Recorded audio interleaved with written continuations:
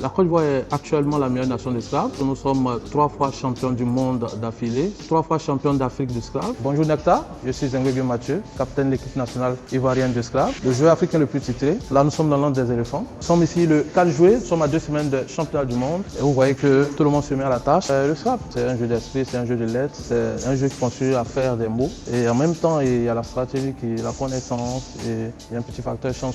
Elle, c'est Fabiola. Nous avons un grand espoir en elle parce que nous sommes en train de préparer la relève. Et elle sera avec nous au 54e championnat du monde. J'ai commencé quand j'avais 7 ans. C'est la première fois que je vais aller concourir au mondial. Je me sens prête et motivée. Quand il y a l'école, je stoppe. Je commence à jouer au skateboard quand il y a les vacances, les congés, pendant mes temps libres. Mais je ne mélange pas les deux parce que le skateboard demande beaucoup de concentration, comme les études aussi. Le skateboard aussi m'a permis de pouvoir me perfectionner, surtout en français. Parce que j'apprends des mots qui me permettent de bien faire des rédactions et tout. Il y a l'ODS, c'est-à-dire l'officiel du scrap, qui comporte plus de 69 000 mots. Il faut avoir quand même une connaissance large des mots qui sont dans l'ODS.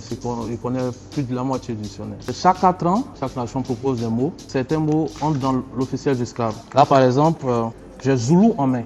Zoulou, c'est un peuple, mais je vais jouer plutôt Zouglou, fait référence à la danse ivoirienne. Zouglou. Est-ce que tu penses pouvoir battre Mathieu Zingbe?